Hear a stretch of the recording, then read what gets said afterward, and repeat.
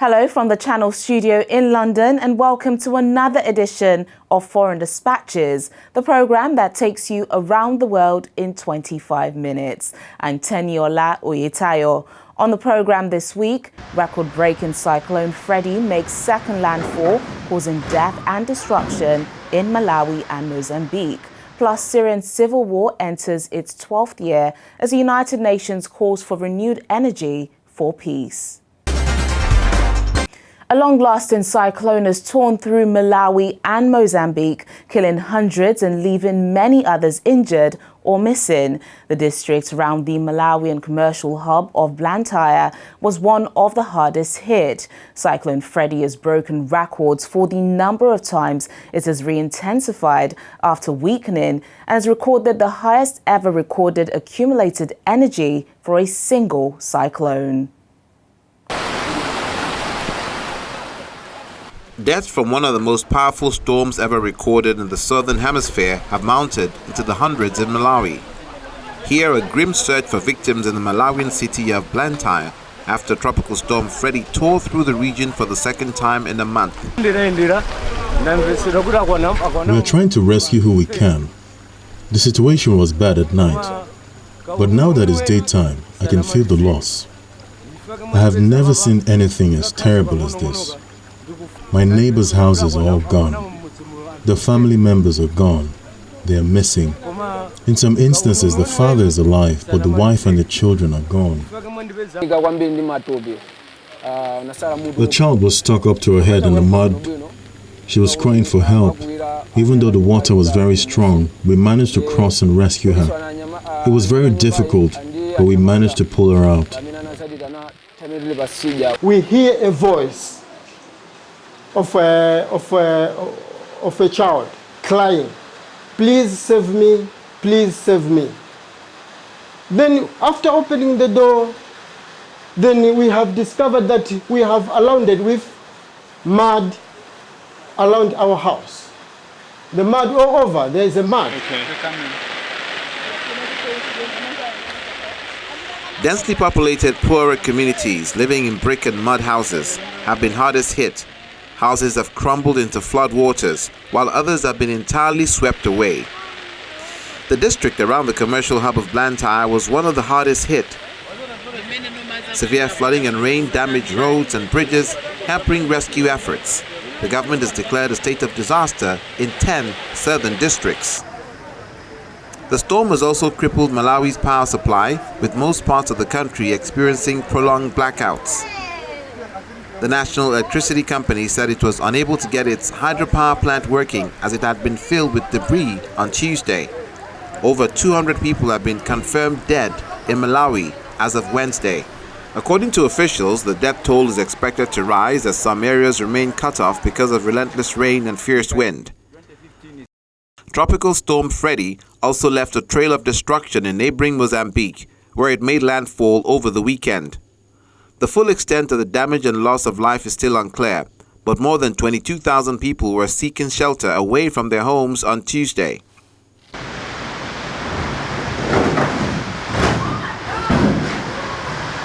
Storm Freddy is one of the strongest storms ever recorded in the Southern Hemisphere. It could be the longest-lasting tropical cyclone, according to the World Meteorological Organization. More than 171,000 people were affected after the tropical cyclone swept through southern Mozambique last month, killing 27 people in Mozambique and Madagascar.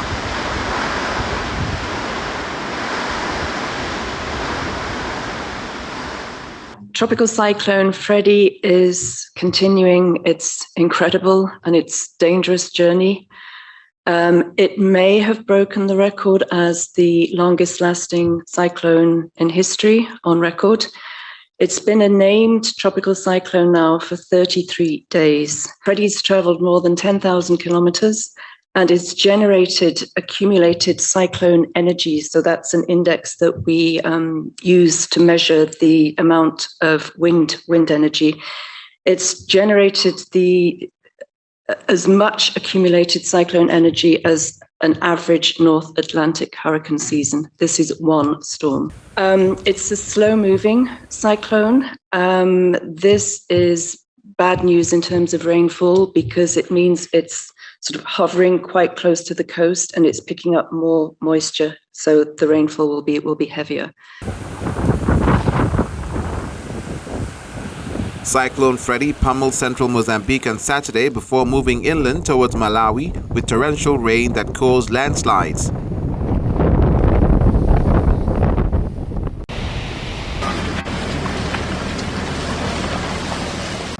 Malawi has been battling the deadliest cholera attack in its history, and UN agencies have warned the situation could now get worse. Malawi is really experiencing the deadliest cholera outbreak in its recorded history, nothing less than that. And the country is also struggling to respond to a polio outbreak and ongoing COVID-19 cases across the nation. Since the outbreak was officially announced just over 1 year ago, cholera has spread to all 29 districts in the country, so it's all over the country, affecting more than 50,000 people with over 1,500 deaths. And of these, more than 12,000 children have contracted cholera, and unfortunately 197, almost 200 have died.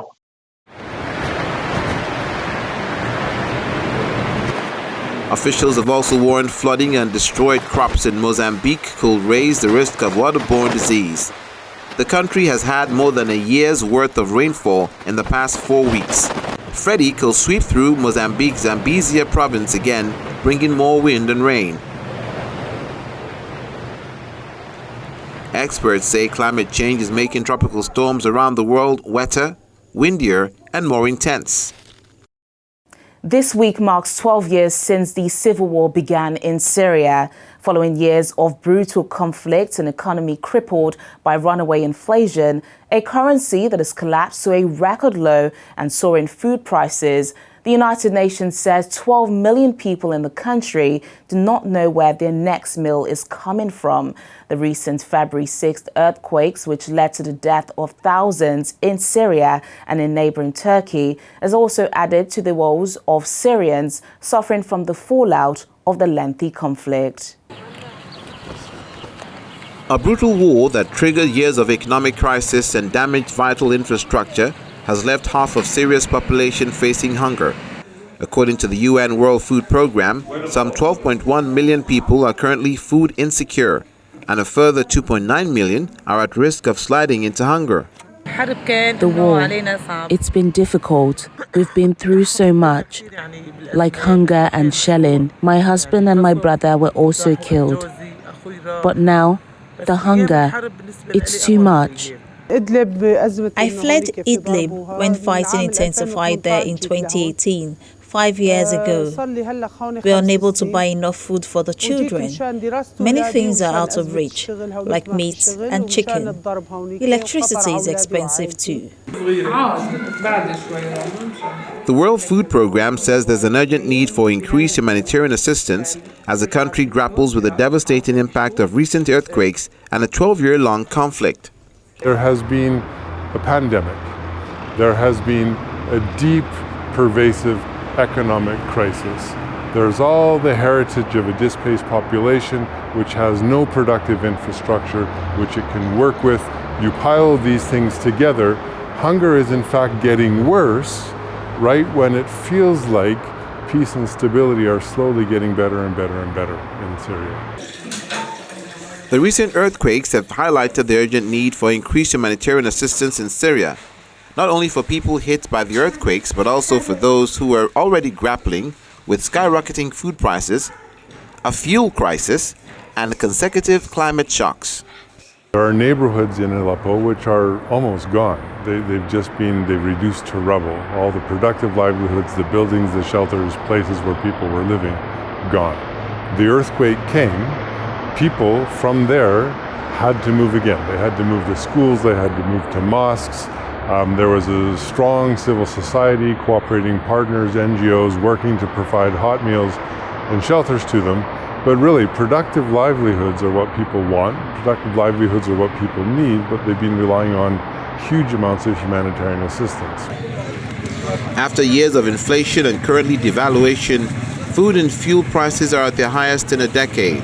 Stunting rates among children have reached 28% in some parts of the country, and maternal malnutrition prevalence is 25% in northeast Syria.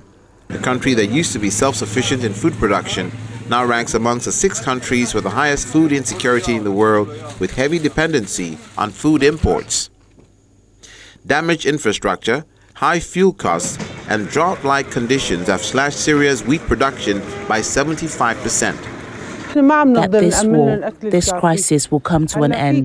I have big hope that my children can continue their education and life can be good again.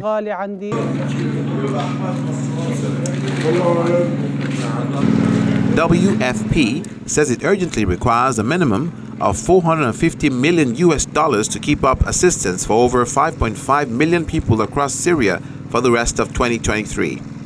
This includes $150 million to support 800,000 people affected by the earthquake for 6 months. This is medium, long-term work that needs to be done. The international community has mobilized considerable assistance. That effort needs to be sustained because, as you can see from this destruction, it will take a long time to help these people go back to normal lives. And that effort in a country like Syria that has been so impacted by many years of crisis can only be sustained if international assistance continues to flow. Meanwhile, the UN Commission for Inquiry into the Syrian Arab Republic has called for an independent investigation for the failure that they witnessed by the Syrian government, the international community, as well as the United Nations to rapidly direct urgent life-saving aid to northwest Syria after the massive earthquake struck on February the 6th. Since the earthquake, we have seen many heroic acts to help victims by the Syrians themselves. But we also witnessed a complete failure by the government and the international community, including the United Nations, to rapidly direct urgent life-saving aid to northwest Syria. Many days were lost without any aid to the survivors of the earthquake. They failed to allow and facilitate life-saving aid through any available route. Discussions, meetings during 7 days. 3 days after the earthquake, most of the victims didn't receive any support. They failed to deliver international emergency support, including rescue teams and equipment in the vital first week after the earthquake.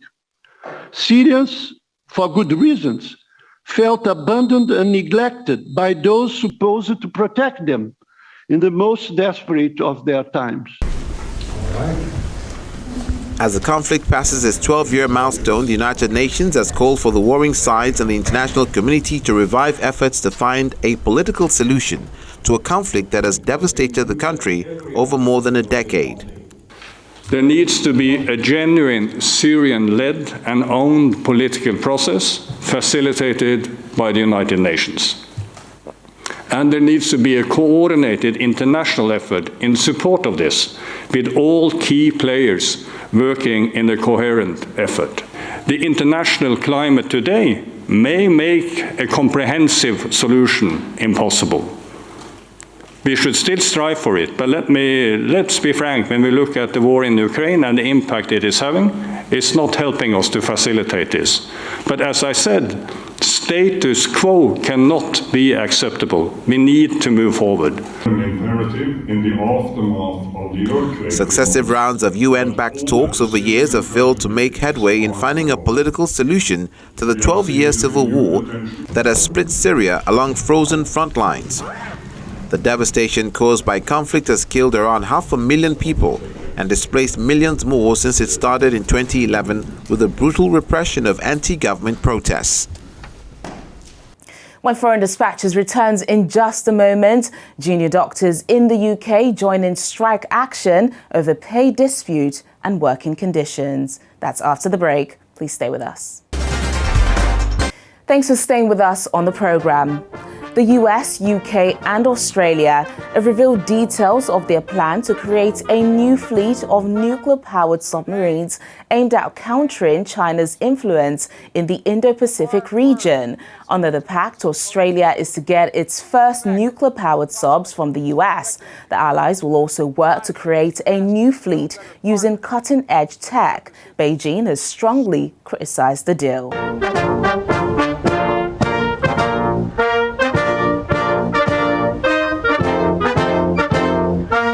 At a U.S. naval base in San Diego, the leaders of the United States, Australia and the United Kingdom unveiled details of the AUKUS plan.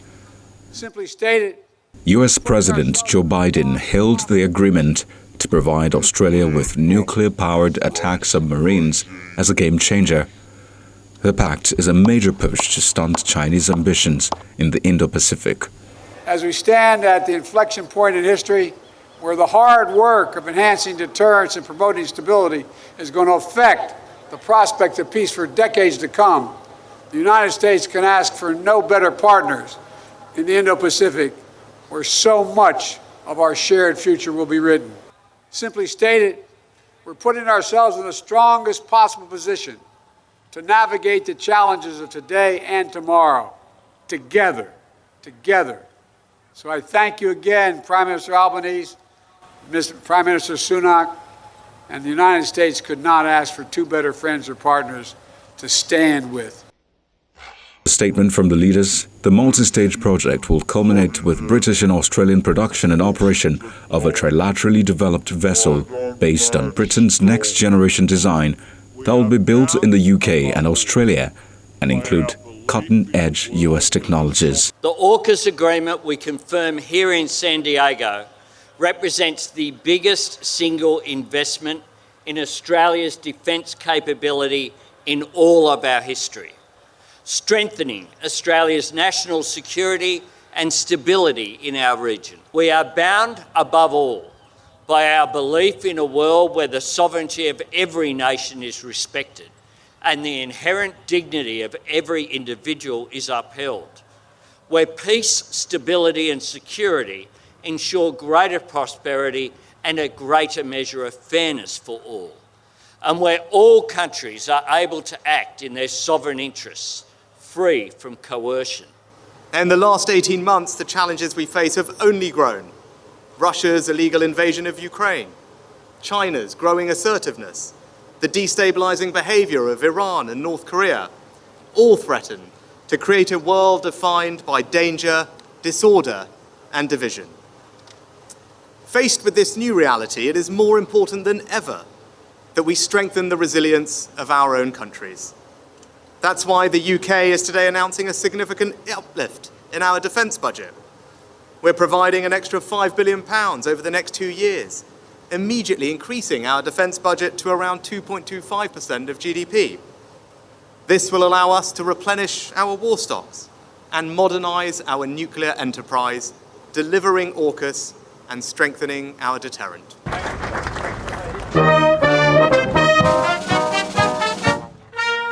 The announcement has attracted criticism both domestically and internationally, with many, including China, saying that the deal will fuel an arms race. China, which has been building islands and airstrips and expanding its military presence in the South China Sea, has also accused the three nations of walking farther down the path of error and danger. China has stressed multiple times that the US, UK and Australia establishing the so-called trilateral security partnership and pushing for cooperation in nuclear-powered submarines and other cutting-edge military technologies is a result of a typical Cold War mentality, which will only trigger an arms race, damage the international nuclear non-proliferation regime, and harm regional peace and stability. However, US President Joe Biden claims the deal is aimed at bolstering peace in the region and has emphasized that the submarines will be nuclear-powered, not nuclear-armed. And I want to be clear. I want to be clear to everyone from the outset, right off the bat, so there's no confusion or misunderstanding on this critical point. These subs are powered, not nuclear armed subs. They're nuclear powered, not nuclear armed. Australia is a proud non-nuclear weapon state and is committed to stay that way. These boats will not have any nuclear weapons of any kind on them. The pact will be the first time Washington has shared nuclear propulsion technology since it did so with Britain in the 1950s. However, some significant questions remain. The US has strict curbs on the extensive technology sharing needed for the project, and it's not yet clear just how long it will take for Washington to deliver the submarines. And we end the programme in the United Kingdom, where junior doctors walked off the job for a 3-day strike to protest over pay and working conditions this week. With high inflation and rising cost of living, a wave of strikes has hit all sectors of the UK, with university staff and ambulance workers in some parts of the country also striking this month. The NHS! We are the NHS! Protect the NHS! The British Medical Association, which represents doctors and medical students, says junior doctors' take-home pay has been cut by more than a quarter over the last 15 years. It says its members voted overwhelmingly to strike for 3 days this week.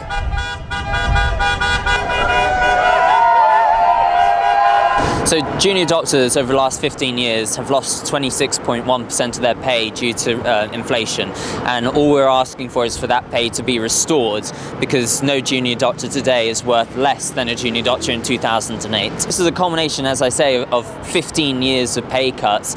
When we've had a government that have imposed a public sector wage freeze, they imposed our last contract, and they imposed conditions on our supposedly independent pay review body. All of that has led to the government making all of these decisions on their own and cutting our pay to a point where doctors are starting on £14 an hour. We're just asking for that pay to be restored, and that looks like something like £19 an hour, which in my opinion is extremely reasonable. For about 20 years we haven't had investment in the NHS which equals inflation, so it's chronically underinvested. I think it's fair. It's only fair that they get a raise as well. I mean, the cost of living is just going all over the place, so these are like one of our most valuable assets, so how we are not going to take care of them. Financial struggles and burnout risk driving staff out of Britain's health service as it tackles record-high patient waiting lists. Health workers are under pressure, working long hours and short-staffed. They say they are not getting paid enough amid the cost of living crisis. It's just ridiculous that you think this career of being a doctor, like fine, I won't be a multi-millionaire, but I should be able to put my heating on and not worry about that, not worry about getting through the month. I don't feel valued. I feel like I'm on the precipice of burnout and like chronically, and it's not sustainable, and we can't go on like this. Something needs to change. I've got mates my age getting paid 3 times as much as me, 4 times as much as me, and it's obviously like I love the job. I can't imagine doing a job like any other job, but something needs to change. 28-year-old junior doctor Fo Wang has over £85,000 of student loan debt after attending medical school for 6 years. He says he doesn't feel appreciated, despite working on the front line during the COVID-19 pandemic. It was really, really tough, and the amount of post-traumatic stress that's present in terms of the doctor workforce from then is unbelievable. We did our duty, and we did our duty tenfold. We went above and beyond to do everything that we could, and it really does hurt that we've got on claps, and people are clapping, and we don't want your claps. In fact, it's something which makes me really angry, and a lot of my colleagues really angry. We hate the sound of clapping and applause because it's empty. You know, like, we have had a 26% pay cut. It's all we're worth is claps, and it's not enough. Claps won't pay our bills. Yeah, junior doctors are staffing the very toughest shifts in terms of the late shifts, the night shifts, working the bank holidays, the Christmas days, the important weekends at £14 an hour. What we are looking for is us to be paid £19 an hour instead of 14. That is not an arduous ask. There is the money in the kitty for that. The walkouts by junior doctors has put more pressure on the state-funded National Health Service, which is experiencing waves of strike action by nurses, ambulance workers and other staff. In January, Prime Minister Rishi Sunak outlined the need to cut hospital waiting times as one of his government's 5 priorities. Battling strikes across multiple sectors, including train drivers and teachers, the government has said public sector pay restraint is needed in order to get double-digit inflation under control. And that's the programme today, but remember, our top stories are never far away. You can catch them on channelstv.com. Thank you so much for watching, and Teniola Uyetayo. Bye for now.